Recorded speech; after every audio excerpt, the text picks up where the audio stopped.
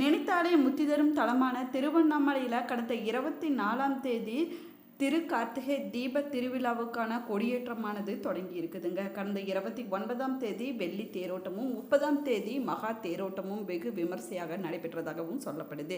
இந்த நிலையில் தீப திருவிழா உற்சவத்தின் 10வது நாளான இன்று மகா தீப பெருவிழாவானது கோலாகலமாக நடைபெற்று வருதுங்க. விழாவை முன்னிட்டு தினமும் காலை மாலை என 2 நேரத்திலுமே பிரகாரத்தில் சாமி, அம்மன் மற்றும் பஞ்சமூர்த்திகள் உலா போன்ற பல்வேறு நிகழ்ச்சிகள் நடைபெற்று வருவதாகவும் சொல்லப்பட்டிருக்குதுங்க. மேலும் 10ஆம் திருநாளான இன்று அதிகாலை அருணாச்சலேஸ்வரருக்கு சிறப்பு அபிஷேகங்கள் மற்றும் அலங்காரங்கள் செய்யப்பட்டு தீபாராதனை, சிறப்பு ஹோமங்கள் போன்றவை நடைபெற்றதாகவும் சொல்லப்படுதுங்க. மேலுமே பார்த்தீங்கன்னா இதனைத் தொடர்ந்து அதிகாலை 4 மணி அளவில் கோவில் மூலவர் சன்னதியில் இருக்கக்கூடிய அர்த்த மண்டபத்தில் பரணி தீபமானது ஏற்றப்பட்டிருக்குதுங்க. அர்த்த மண்டபத்தில் யாகம் வளர்த்து அதிலிருந்து பரணி தீபத்தை சிவாச்சியாரர்கள் ஏற்றியதாகவும் சொல்லப்படுது. பரணி தீபம் சன்னதியில் இருந்து கொண்டு வரப்பட்டு வைகுண்ட வாசல் வழியாக மகா தீபம் மலைக்கு காட்டப்பட்டதுங்க. அதற்கு பிறகு பஞ்சபூதங்களை குறிக்கும் வகையில் பரணி தீபம் மூலமும் 5 விளக்குகள் தீபமானது ஏற்றப்பட்டதாகவும் சொல்லப்படுதுங்க. ஒவ்வொரு சன்னதியாக கொண்டு செல்லப்பட்டு அங்கு தீபமானது ஏற்றப்பட்டிருக்குது. மூலவர் சன்னதி வழியாக உண்ணாமுலை அம்மன் சன்னதிக்கு எடுத்து செல்லப்பட்டதாகவும் சொல்லப்படுதுங்க. அப்போது அங்கு பார்த்தீங்கன்னா திரண்ட பக்தர்கள் அண்ணாமலையாருக்கு அரோகரா, உண்ணாமுலை அம்மனுக்கு அரோகரா என்று கோஷம் விண்ணை பிளக்கக்கூடிய அளவிற்கு கோஷங்களை எழுப்பி உண்ணாமுலை அம்மனையும் அருணாச்சலேஸ்வரரையும் பக்தர்கள் வழிபட்டனர். இதனைத் தொடர்ந்து இன்று மாலை 6 மணி அளவில் அண்ணாமலை உச்சியில் மகாதீபமானது ஏற்றப்பட இருக்குதுங்க. கோவில் வளாகத்தில் சரியாக மாலை 6 மணிக்கு அர்த்தநாளீஸ்வரர் தனி வாகனத்தில் எழுந்தருளி பக்தர்களுக்கு அருள் பாலிக்க இருக்கிறாரு. இந்த நேரத்தில் மலை உச்சியில் மகா தீபமானது ஏற்றப்படும் அப்படின்னு சொல்லப்பட்டிருக்குதுங்க. அப்போது கோவில் கொடிமரம் எதிரில் இருக்கக்கூடிய அகண்டத்திலையும் தீபமானது ஏற்றப்பட இருக்குது. மலை உச்சியில் ஏற்றப்படக்கூடிய மகா தீபத்தை தொடர்ந்து பார்த்தீங்கன்னா 11 நாட்கள் பக்தர்களுக்கு காட்சியளிக்கும் அப்படின்னு சொல்லப்படுதுங்க. 40 கிலோமீட்டர் வரை மகா தீப ஜோதியானது தரிசிக்க முடியும் அப்படின்னு சொல்லப்படுது. மேலுமே பரணி தீபத்தை முன்னிட்டு 15,000 போலீசார்கள் பாதுகாப்பு பணியில் இன்று ஈடுபடுத்தப்பட்டிருக்கிறாங்க அப்படின்னு சொல்லப்படுதுங்க. திருவண்ணாமலை அருணாச்சலேஸ்வரர் கோவிலில் திருக்கார்த்திகை தீப திருவிழாவை முன்னிட்டு கோவில் முழுவதும் மலர் அலங்காரங்கள் செய்யப்பட்டிருந்துங்க. விழாவை முன்னிட்டு சம்பந்த விநாயகர் இன்று தங்க கவச அலங்காரமானது செய்யப்பட்டிருந்தது. பரணி தீபம் ஏற்றப்பட்டதை தொடர்ந்து பக்தர்கள் கிரிவலம் செல்ல தொடங்கியிருக்கிறாங்க. திருவண்ணாமலையில் இன்று அதிகாலை வரை மழை பெய்ததால் காலையில் பக்தர்கள் வருகை குறைவாகவே இருந்ததாகவும் சொல்லப்படுதுங்க. நேரம் செல்ல செல்ல பக்தர்களுடைய கூட்டம் அதிகரித்து கொண்டே இருக்குதுங்க. கிரிவல பாதையில் அன்னதானமானது வழங்கப்பட்டதாகவும் சொல்லப்படுது. தற்போது பார்த்தீங்கன்னா 24 பஸ் நிலையங்களானது அமைக்கப்பட்டிருக்குதுங்க. 4764 சிறப்பு பஸ்ஸுகள் திருவண்ணாமலைக்கு இயக்கப்பட இருக்குது. இதே போல சிறப்பு ரயில் இயக்கப்பட இருக்குதுங்க. அதே போல் 133 இடங்களில் கார் நிறுத்துவதற்கான ஏற்பாடுகளும் செய்யப்பட்டிருக்குதுங்க. வழக்கத்தை விட இந்த வருஷம் பார்த்தீங்கன்னா திருக்கார்த்திகை தீப திருவிழா கூடுதல் உற்சாகத்துடன் நடைபெற்று வருதுங்க. இதுவரைக்கும் எந்த வருஷமும் இல்லாத அளவில் மகா தீபத்தை தரிசிக்க தமிழ்நாட்டில் பல்வேறு பகுதிகளிலிருந்தும் வெளி மாநிலங்கள் மற்றும் வெளிநாடுகளிலிருந்து லட்சக்கணக்கான பக்தர்கள் திருவண்ணாமலைக்கு வருகை தந்திருக்கிறாங்க அப்படின்னும் சொல்லப்படுதுங்க. மேலுமே 40 லட்சத்திற்கும் மேற்பட்ட பக்தர்கள் மகா தீபத்தை தரிசிப்பாங்க அப்படின்னும் எதிர்பார்க்கப்படுது. திருவண்ணாமலையில கார்த்திகை தீப திருவிழா நாளில் அண்ணாமலையின் மலை உச்சியில மகா தீபமானது ஏற்றப்படுவது வருஷம் நடந்துட்டு வருது அப்படின்னும் சொல்லப்படுதுங்க.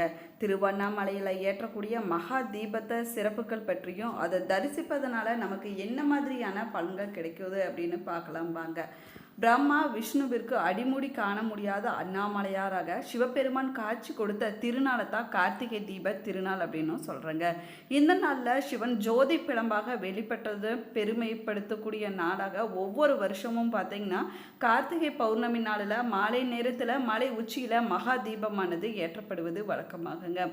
மகா தீபம் ஏற்றப்பட்ட பிறகு நம்முடைய வீடுகளில் தீபம் ஏற்றி வழிபடுவதை நம்ம வழக்கமாகவே வச்சிருக்கிறோம். மேலுமே கார்த்திகை மாதத்தில் வரக்கூடிய பௌர்ணமி திதியான கார்த்திகை தீப திருநாள் அன்னைக்கு திருவண்ணாமலை மலை உச்சியில் தீபம் ஏற்றப்படும் அப்படிங்கிறது நம்ம எல்லோருக்குமே தெரிஞ்ச விஷயந்தாங்க. இது திருவண்ணாமலையில் 10 நாட்கள் திருவிழாவாக கோலாகலமாக கொண்டாடப்பட்டு வருதுங்க. ஆனால் தீப திருவிழாவுக்கு என்னென்ன சிறப்புகள் இருக்குது அப்படின்னு நிறைய பேத்துக்கு தெரியறதே இல்லைங்க. திருவண்ணாமலையில் மகா தீபத்தின் சிறப்புகள் என்னென்ன என்பதை பற்றி பார்க்கலாம் வாங்க. நம்ம திருவண்ணாமலையில் ஏற்றக்கூடிய மகா தீபத்தை நம்ம தரிசனம் செஞ்சோம்னா நமக்கு என்ன மாதிரியான பலன்கள் கிடைக்கும் அப்படின்னு பார்க்கலாம் வாங்க. திருவண்ணாமலை மலை உச்சியில் ஏற்றப்படக்கூடிய மகா தீபத்தை நம்ம தரிசனம் செய்வது ரொம்பவே சிறப்பானதாகுங்க. மலை உச்சியில் ஏற்றப்படக்கூடிய மகா தீபம் பார்த்தீங்கன்னா 20 கிலோமீட்டர் சுற்றளவு தூரத்துக்கு தெரியும் அப்படின்னும் சொல்லப்படுது.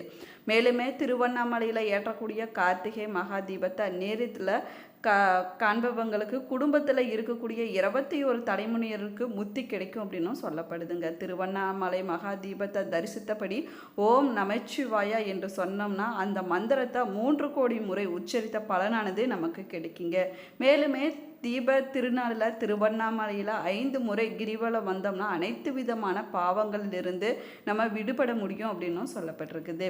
மேலுமே கார்த்திகை தீப திருநாள் அன்னைக்கு கிரிவலம் வருபவங்களுக்கு 1000 அஸ்வமேத யாகம் செய்த பலனானது கிடைக்குங்க.